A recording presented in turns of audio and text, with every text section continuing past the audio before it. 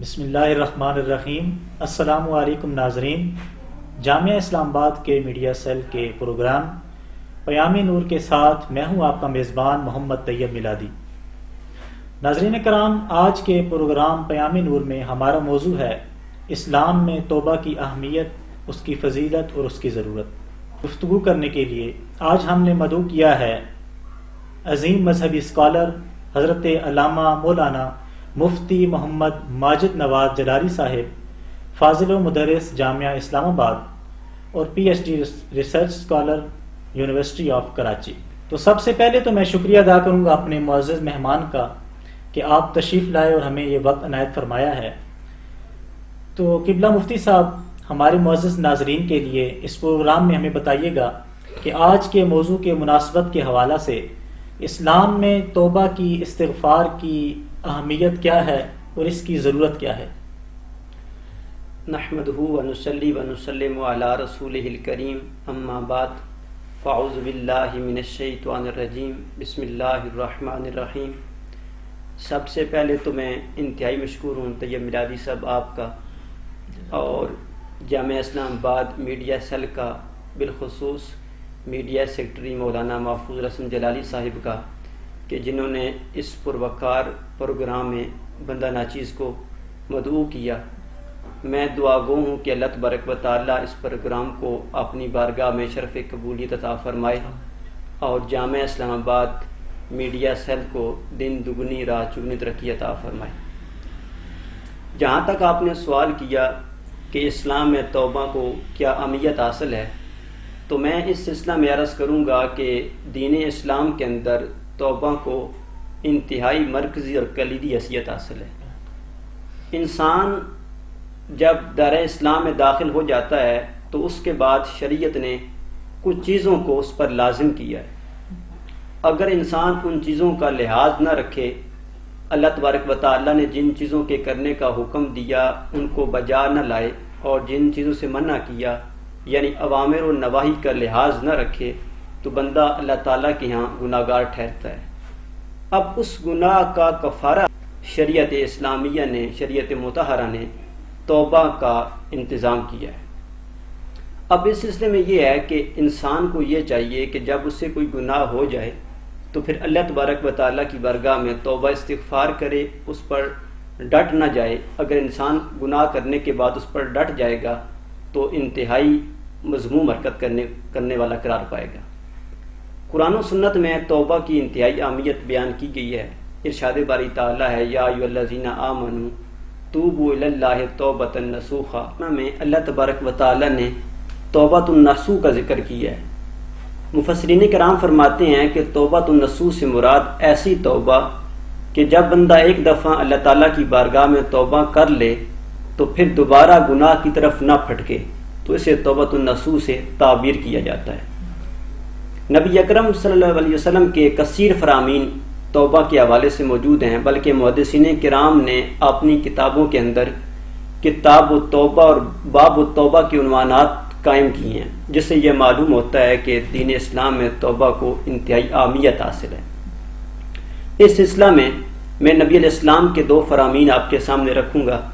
ایک حدیث شریف میں آتا ہے کہ نبی اکرم صلی اللہ علیہ وسلم نے ارشاد فرمایا کہ میں اللہ تعالیٰ کی بارگاہ میں ایک دن میں اکثر من 70 مرہ کہ 70 مرتبہ سے زائد توبہ کرتا ہوں۔ اور دوسری حدیث شریف میں ساتھ ہی فرمایا کہ میں ایک دن میں اللہ تعالیٰ کی بارگاہ میں 100 مرتبہ توبہ کرتا ہوں۔ اب ظاہری سی بات ہے کہ نبی علیہ السلام معصوم ہیں، آپ سے گناہ صادر نہیں ہو سکتا، لیکن آپ نے ان فرامین کے اندر امت کو یہ درس دیا کہ جب میں معصوم ہوں، اللہ کا نبی ہوں، مجھ سے گناہ صادر نہیں ہوتا، میں پھر بھی 70 مرتبہ اور 100 مرتبہ توبہ کرتا ہوں، تو پھر میری امتی کو بھی چاہیے کہ جب اس سے کوئی گناہ ہو جائے یا گناہ نہ بھی ہو تو تب بھی دن میں اللہ تعالیٰ سے کئی مرتبہ توبہ استغفار کرے، معافی مانگے، تاکہ اگر غلطی سے کوئی گناہ ہو بھی گیا ہے تو اللہ تبارک و تعالیٰ اس کو معاف فرما دے۔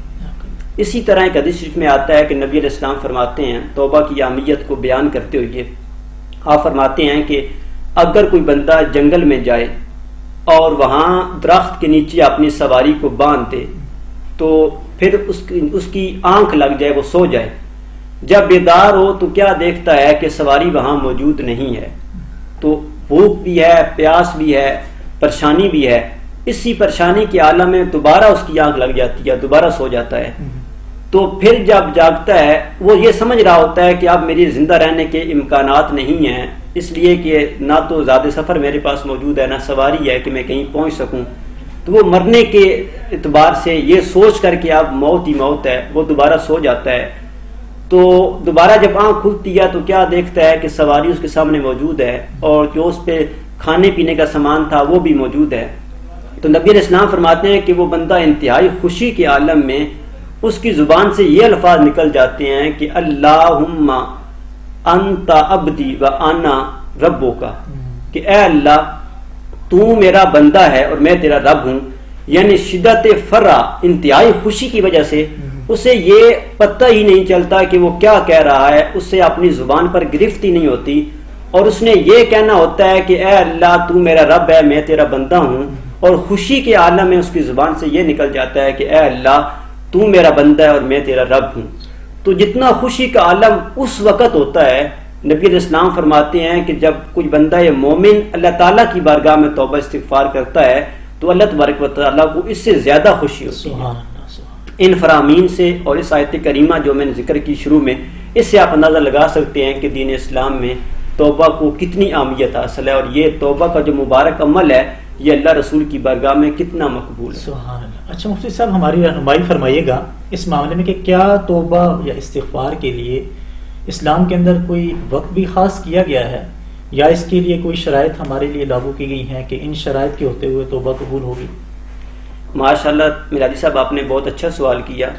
اس سوال کو میں 2 سٹیپس کے اندر بیان کرتا ہوں، 2 مراحل کے اندر. سب سے پہلے مرحلہ میں توبہ کی شرائط کے اوپر بات کر لیتے ہیں کہ جب ظاہری سی بات ہے جب بندے نے توبہ کرنی ہے تو زبان سے توبہ کرنے سے کیا توبہ قبول ہو جائے گی؟ تو اس کے لیے فقہا نے، محدثین کرام نے اس کے لیے شرائط بیان کی ہیں. اس کی انہوں نے پہلے 2 جہتیں بیان کی ہیں کہ ایک یہ ہے کہ جو بندے سے غلطی ہوئی ہے وہ حقوق اللہ کے اندر ہے یا حقوق العباد کے اندر ہے. اگر اس معصیت یا گناہ کا تعلق حقوق اللہ کے ساتھ ہے تو پھر محدثین کرام نے اس کی 3 شرائط بیان کی ہیں. پہلی شرط یہ بیان کی ہے کہ بندہ اس گناہ سے لا تعلق ہو جائے، یعنی جو بندے سے گناہ ہوا، مثال کے طور پہ اس نے کسی کے ساتھ جھوٹ بولا، کسی کی حقوق اللہ میں سے مثال کے طور پہ اس نے جو ہے نا اللہ تبارک و تعالیٰ کے حکم تھا کہ نماز پڑھو، اس نے نماز کے اندر جو ہے وہ غفلت برتی، یا پھر حکم تھا اللہ تعالیٰ کی طرف سے کہ جھوٹ نہیں بولنا اور اس نے جھوٹ بولا، اب یہ حقوق اللہ میں سے ہے. تو اب بندہ اس گناہ سے لا تعلق ہو جائے، یعنی بندہ جو اس سے گناہ ہو گیا ہے جھوٹ والا اس سے بیزار ہو جائے. یہ محدثین کرام نے پہلی شرط بیان کی ہے کہ کم از کم جو بندہ توبہ کرنے والا ہے اس کے لیے پہلی شرط یہ ہے کہ وہ اپنے گناہ سے لا تعلق اور بیزار ہو جائے. دوسری شرط یہ بیان فرمائی ہے کہ بندہ اپنے فعل پر نادم ہو، یعنی اگر بندے نے گناہ کیا ہے لیکن گناہ کرنے کے بعد توبہ کرنا چاہتا ہے لیکن اسے اپنے گناہ پر پشیمانی نہیں ہے، ندامت نہیں ہے، تو پھر وہ توبہ اللہ تعالیٰ کی بارگاہ میں مقبول نہیں ہوگی. اس کے لیے دوسری شرط یہ ہے کہ بندہ توبہ کرے کہ یا اللہ مجھ سے یہ کام ہو گیا ہے، میں اپنے اس فعل پر نادم ہوں، اور ندامت کے اندر کوشش یہ کی جائے کہ بندہ اتنا نادم ہو کہ آنکھوں سے آنسو بہہ پڑے. اگر آنسو نہ بھی بہیں تو کم از کم یہ ہے کہ بندہ رونے والا حلیہ بنا لے. علماء نے یہ بات لکھی ہے کہ اگر بندے کو چاہیے کہ بندہ جب اللہ تعالیٰ کی بارگاہ میں معافی مانگے تو بندہ رونا شروع کر دے، اور اگر رونا نہ آتا ہو تو کم از کم بندہ رونے والی شکل بنا لے کہ اللہ تبارک و تعالیٰ نیک بندوں کے ساتھ کی طرح صورت اپنانے کی وجہ سے بھی بندوں کے گناہ معاف فرما دیتا ہے. تو دوسری شرط یہ ہے کہ بندہ اپنے گناہ پر نادم ہو، اور تیسری شرط یہ ہے کہ بندہ پکا ارادہ کرے کہ آج کے بعد اس گناہ کو نہیں کرے گا. یعنی توبہ کرتے وقت بندے کے ذہن میں یہ کنسیپٹ ہونا چاہیے کہ یہ جو ہو گئی ہے نا مجھ سے غلطی، وہ تو ہو چکی، آئندہ میں انشاءاللہ اس گناہ کے قریب بھی نہیں جاؤں گا. یہ 3 شرطیں ہوں گی تو محدثین کرام فرماتے ہیں کہ بندے کی توبہ قبول ہوگی. اگر ان 3 شرائط میں سے کسی ایک شرط کے اندر بھی کمی رہ گئی تو پھر بندہ جو ہے وہ یہ سمجھے کہ اسے دوبارہ توبہ کرنی چاہیے، یہ توبہ اللہ تعالیٰ کی بارگاہ میں مقبولیت نہیں پا سکتی. اور اگر دوسری صورت جو بنتی ہے کہ اگر اس کا تعلق حقوق العباد کے ساتھ ہے تو پھر 3 شرائط یہ والی کہ گناہ سے لا تعلق ہو جائے، اپنے فعل پر ندامت کے آنسو بہائے اور آئندہ وہ گناہ نہ کرنے کا عزم مصمم کرے. 3 شرائط یہ ہیں. اور چوتھی شرط یہ ہے کہ اگر حقوق العباد کے اندر کسی کا مال چرایا ہے، کسی کا مال چھینا ہے، غصب کیا ہے، تو وہ مال اس کو واپس کرے. اور اگر کسی کی دل آزاری کی ہے، کسی کی غیبت کی ہے، کسی کی چغلی کی ہے، تو اس کو بتائے کہ مجھ سے یہ غلطی ہو گئی ہے، میں تم سے معافی مانگتا ہوں، تم مجھے اللہ رسول کی رضا کے لیے معاف کر دے. جو اس کی دل آزاری ہوئی ہے اس کی اب اس کے پاس جا کر اس سے معافی مانگے، اپنی غلطی کا اعتراف کرے. تو اگر وہ بندہ معاف کرے گا تو پھر جا کے معافی ملے گی حقوق العباد کے اندر، ورنہ معافی نہیں ملے گی. تو گویا حقوق اللہ کے اندر 3 شرائط ہیں، اور حقوق العباد کے اندر چوتھی شرط یہ ہے کہ جس بندے کے ساتھ ناانصافی کی ہے، جس کا کسی کا مال غصب کی ہے یا کسی کی دل آزاری کی ہے، تو اس سے بھی جا کے معافی مانگے گا، تب معافی اللہ تعالیٰ کی برگاہ میں مقبول قرار پائے گی. اچھا مفتی صاحب، ہماری رہنمائی فرمائے گا کہ حقوق اللہ حقوق العباد کے حوالے سے جس طرح ہم نے بات کی کہ توبہ کی شرائط پائی جائیں گی تو اس کے لیے توبہ قبول ہو جائے گی، توبہ مقبول ہوگی. تو اس سلسلے میں ہماری رہنمائی فرمائے گا کہ توبہ ایک شخص نے کر لی ہے تو ان شرائط کا اس کے اندر شرائط بھی پائی جا رہی ہیں، تو کیا توبہ کرنے کے بعد ان شرائط کے پائے جانے کے بعد پھر یہ توبہ اس کی طرف سے یہ لائف ٹائم گارنٹی ہے یا لائف ٹائم پیکیج ہے، یا اس کے لیے کوئی خاص وقت ہے کہ اس وقت تک یہ توبہ متصور ہوگی؟ یا اس طرح سے میں یہ سوال کروں کہ آپ ہماری رہنمائی اس طرح سے کر دیں ہمارے ویورز کی کہ توبہ کرنے کے بعد وہ توبہ کس وقت تک معتبر ہوگی؟ جی، اس سلسلہ میں یہ عرض کروں گا کہ جب انسان نے اپنے پچھلے گناہ کے اوپر توبہ کی اور توبہ اللہ تعالیٰ کی برگاہ میں مقبول ہو گئی تو اس کا پچھلا جو گناہ ہے اس کا کفارہ تو ہو گیا. اب جب تک وہ آئندہ گناہ سے بچا رہے گا اس وقت تک وہ توبہ اللہ تعالیٰ کی برگاہ میں جو قبول ہو چکی ہے اس کا فائدہ ہوگا. اگر بندہ توبہ کرنے کے بعد پھر دوبارہ کسی گناہ کے اندر پڑ جاتا ہے تو وہ جو پچھلی توبہ تھی اس کا تعلق صرف پچھلے گناہ کیا تک تھا. وہ جو پچھلا گناہ اس نے کیا تھا اس کا کفارت وہ توبہ بن چکی ہے. اب جو اس نے دوبارہ کوئی گناہ سے سرزد ہوا ہے حقوق اللہ میں سے یا حقوق العباد میں سے، اس کے لیے نئے سرے سے توبہ کرنا پڑے گی. اور پھر جو محدثین نے تیسری شرط بیان کی ہے اس سے یہ بھی سمجھ میں آتی ہے کہ بندہ یہ مذاق نہ بنا لے کہ بار بار گناہ کرتا رہے اور بار بار توبہ کرتا رہے. اللہ تعالیٰ رحیم ہے، غفور ہے، وہ تو معاف کر دیتا ہے، لیکن بندے کو یہ چاہیے کہ جب ایک دفعہ وہ توبہ کر لے تو پھر پوری کوشش کرے کہ اس گناہ کے قریب نہ جائے.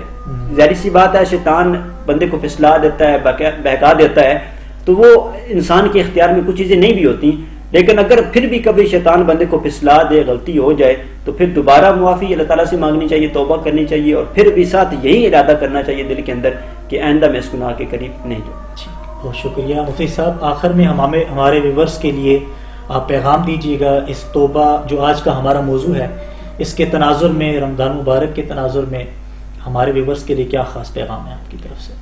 آج کے پروگرام کا پیغام میں یہ دوں گا کہ رمضان مبارک کی پرنور ساعتیں اللہ تبارک و تعالیٰ نے ایک دفعہ پھر ہمیں نصیب فرمائی ہیں. یہ بڑے ہی مبارک ایام ہیں، بڑی مبارک راتیں ہیں. ان کو غنیمت جاننا چاہیے. دن کو روزہ رکھیں، رات کو عبادت کریں، نماز تراویح پڑھیں، تہجد کی نماز پڑھیں، اور اس کے علاوہ نوافل پڑھیں. اور پھر یہ ہے کہ یہ جو دن ہیں ان کے اندر اللہ تعالیٰ سے خاص معافی مانگنی چاہیے، کیونکہ یہ اللہ تعالیٰ کے نزدیک بڑے ہی مبارک دن ہیں اور قربت والے دن ہیں.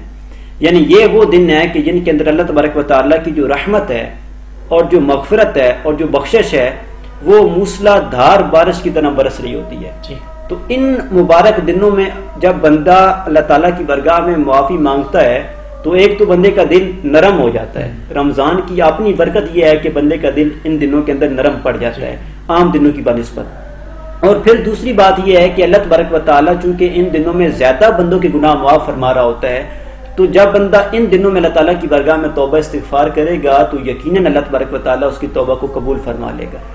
اور یہ ایسے مبارک دن اور آتے ہیں کہ جس کے اندر بندے کو ایسا بندہ جو عام 11 مہینوں میں نیکی کے قریب کم آتا ہے وہ بھی ان دنوں کے اندر نیکی کے زیادہ قریب چلا جاتا ہے، نیکیاں زیادہ کرتا ہے اور برائیوں سے بچتا ہے. اس کی ایک وجہ تو یہ بن جاتی ہے کہ یہ جو مہینہ ہے یہ وہ مہینہ ہے کہ جس کے اندر نفل کا ثواب فرض کے برابر، ایک فرض کا ثواب 70 فرائض کے برابر، اور پھر اس کا جو پہلا عشرہ، پھر دوسرا عشرہ، پھر تیسرا عشرہ، تو یہ رحمتوں کا مہینہ، مغفرت کا مہینہ، بخشش کا مہینہ. تو جب یہ مہینہ ہی مغفرت کا مہینہ ہے، جب یہ مہینہ ہی بخشش کا مہینہ ہے، تو اس مہینے کی قدر کرتے ہوئے بندے کو چاہیے کہ بندہ جو ہے وہ سحری کے وقت بھی اللہ تعالیٰ کی بارگاہ میں توبہ استغفار کرے. یہ وہ لمحات ہوتے ہیں کہ جب اللہ تبارک و تعالیٰ کی تجلیات برس رہی ہوتی ہیں، اس کی رحمت بندے کے قریب آ چکی ہوتی ہے، بندے کو پکار رہی ہوتی ہے اس کی رحمت. اسی طرح جو افطاری کا وقت ہوتا ہے، اس میں وہ قبولیت کے اوقات میں سے علماء نے لکھا ہے کہ یہ ایسا وقت ہے کہ جب توبہ جلدی قبول ہوتی ہے.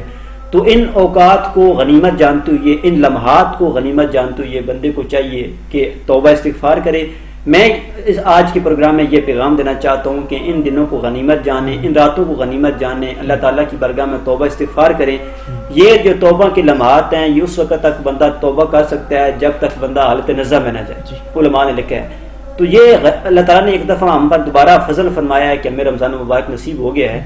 تو اس مبارک مہینے کو اس مبارک مہینے کو غنیمت جانتے ہوئے اللہ تعالیٰ کی بارگاہ میں توبہ استغفار کریں، اپنے پچھلے گناہوں پر ندامت کے آنسو بہائیں، اور آئندہ کے لیے گناہوں سے بچ جانے کا پکا عزم مصمم کریں، اور اللہ تعالیٰ کی بارگاہ میں یہ دعا بھی کریں کہ یا اللہ ہمیں نیکی کے جو کام ہیں ان کے اندر بڑھ چڑھ کر حصہ لینے کی توفیق عطا فرما، اور جو برے کام ہیں ان سے ہمیں بچنے کی توفیق عطا فرما. میں باری دیگر آپ کا مشکور ہوں اپنی طرف سے، جامعہ اسلام آباد میڈیا سیل کی طرف سے، اور پیام نور کی جو مکمل ٹیم ہے اس کی طرف سے آپ کا شکریہ ادا کرتا ہوں. آپ نے ہمارے اس انتہائی اہم موضوع پر رہنمائی فرمائی ہے. اللہ رب العزت مقبول و منظور فرمائے. تو ناظرین، ملتے ہیں اگلے پروگرام میں پیام نور کے ساتھ. تب تک کے لیے اللہ حافظ.